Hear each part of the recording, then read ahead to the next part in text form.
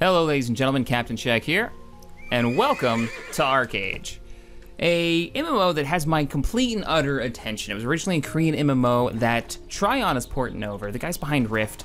This is the alpha for the American servers that are coming out, and I'll be honest, I haven't had this much fun in an MMO or be this excited since Star Wars Galaxies came out. It is fantastic. I'm gonna explain why it's different and some of the aspects that I really love as a sandbox fan. Now, this has elements of, let's turn on the UI here. Got Storm Shield, my paladin, level 22, and his horse Jack. So, what you got here is a game that has the elements of a game like World of Warcraft, the theme park style, and a sandbox, kind of like Star Wars Galaxies. So, a theme park, if you don't know what it is you grab a quest with a guy with like a exclamation point over his head, you do all the quests in an area, you turn those in, you level up to a certain level, and then you move on to the next area, you wash, rinse, and repeat.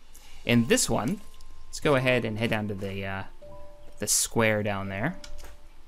I'll grab my glider, something they give you fairly early on to explore the world. The world is large and absolutely gorgeous, built in the CryEngine 3. I can actually fly this around. This is the worst of the gliders. I think you get another one around level 25, but the sandbox elements of the game are you can build houses, you can build farms. That right there is a nursery for large trees that's open to the public that you guys can grow trees and chop them down and make sailboats out of them and make trade goods out of them. All right, so we'll go ahead. I actually got some stuff in there that I need to harvest. So we'll just come on down and harvest that up, and we'll talk about the trading mechanics. I love the trading mechanics in this, so. Set course for the trees. And turn the UI back on. All right, trading. Every province, each one of these areas, like where I'm at here, this is a province, there's one, here's the capital of the area for my faction, has a special trade resource. When you make one of these, they're called packs, because it's a big pack that goes on your back. You can't put it in your backpack like a normal item, like here's my backpack with random crap in it. You can't put these in your backpack though. They are worth a lot. They are either worth a ton of gold, that you know, gold and silver that you use to buy stuff, or you can get the most valuable currency in the game, which is called Gildastars, and you use that to buy deeds for houses, to build deeds for boat, to get fancy stuff over at this big market they have on an island that you can teleport to. They're really, really important. But you can only get them from doing trades. We're gonna go into this player-made forest here, and I'm gonna harvest some stuff. So you harvest resources and you build these. Now only this area, I believe, builds some type of very specific trees that you can bundle up in a specific type of wood bundles. Liliet Hills does a strawberry jam that nobody else has, and the farther you go with these trade packs, we'll zoom out on the entire map, the more resources you get.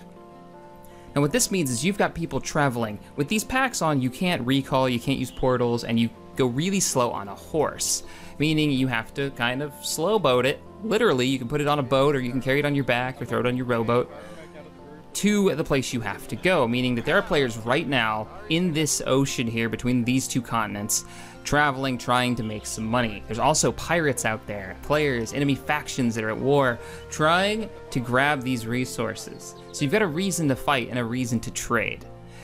So you get the two factions here. It's a two-faction system.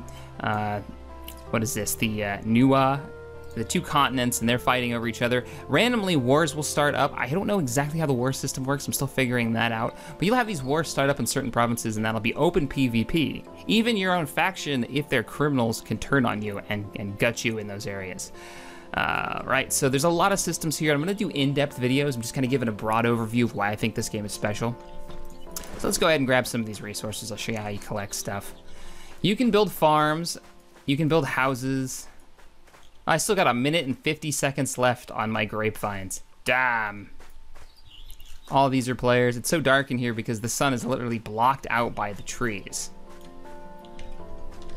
This is a protected area though. I can't chop down other people's trees, though I can plant trees anywhere I want. Let's see if I have any seeds.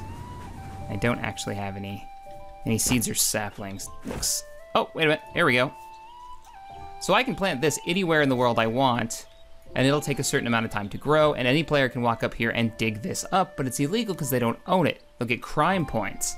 So there's a whole criminal system where you certain amount of crime points, it's 50, I believe, and you'll end up going, once you die, you'll be teleported to trial, where you'll be tried by a jury of your peers, and they will decide what your punishment is, and they'll have a list of all your crimes, be it murder of your own faction, be it stealing people's crops, or just digging them up.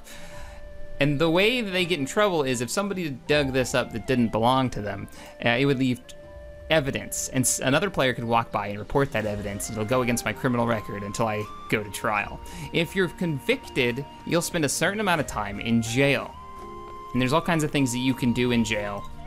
Eventually being released, of course. I think you can even escape, but I haven't been arrested yet. I'm a upstanding citizen for now, until we decide to go pirate or whatever. Haven't decided yet. Anyways, we're talking about the trade packs though, and this causes conflict. People ambushing supply lines. They have full-on engine-driven physics for the sailboats. Let's go fly over here. I mean, the game has so much functionality to it. But you're probably saying, so how does this have anything to do with Star Wars Galaxies? How is this like Star Wars Galaxies? Well, let me dive off here and show you a little bit of the combat, and we'll talk about building a character and how skills are handled. Because this is how Star Wars Galaxies comes into it. Hooah! So right now I'm using my Battle Rage abilities, which are my melee proficiency. Any character can wear light, medium, or heavy armor. There is no limitation. You're not locked into a class like a traditional MMO where I'd be like, all right, do you want to be a warrior? Well, you're a warrior, and you're a warrior for the rest of that class's life, the rest of that character's life. You will never be anything else.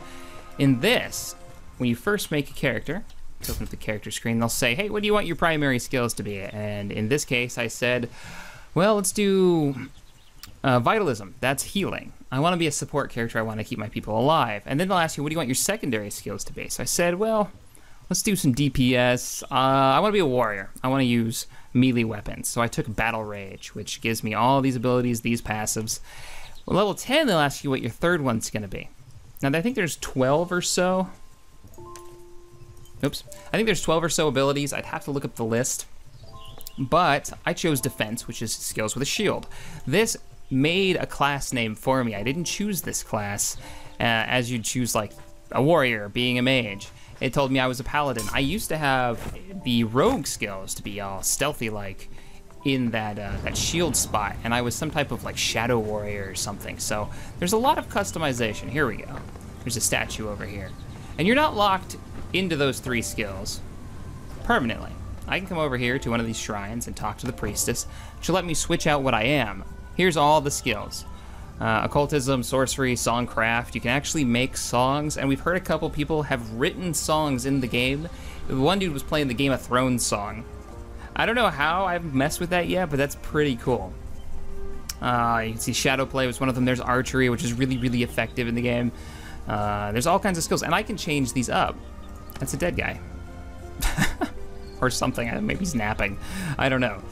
So you can change these up on the fly and change how your character plays. You want to be a mage who runs around in heavy armor and uses a bow? Okay, go for it. Or a battle axe? You can totally do that. And that's what I love about it. You gain skills over time. I'm level 15 in defense because I switched from shadow play.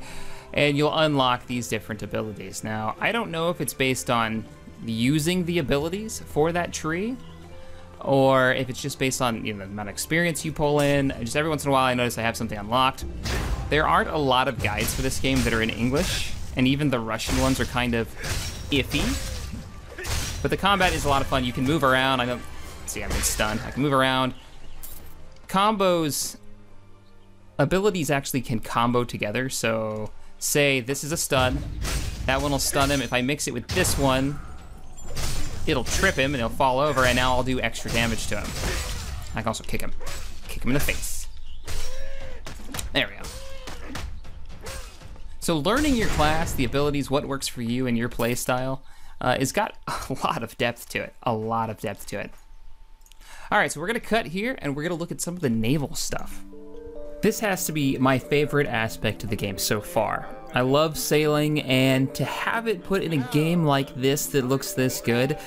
All right, so ArcAge has sailboats, of course. This is set in the medieval setting, where they have lots of functionality to them though. So what you're seeing right here is the Clipper. It's a catamaran. One person gets to play as the captain. He gets to sail the ship itself. You can raise and lower the sails. It's got a harpoon gun in the front, and the little devices on the left and the right hand side that I'm sure you guys have probably seen clips of here is little rebreather scuba tanks that you can go scuba diving with. So if you're able to pirate, say, a ship and he drops his pack, you can scuba dive down and pick up the stuff. There's also things to explore in the water, but I haven't messed with that too much, so I can't really report on it. There's also a mobile harpoon gun you can use as a weapon that you can throw onto your back and swing it around and use it on people. What you're seeing here, those are galleons. And if you look closely on the actual sail for the galleon, is a custom logo made by a player.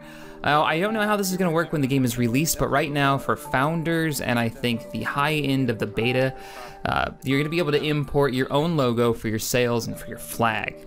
So if you wanna be a pirate and you want your own ship sail, you can totally do that and pirate people. Now, the ships themselves are actually physics driven, so if you ram another ship, it'll respond correctly.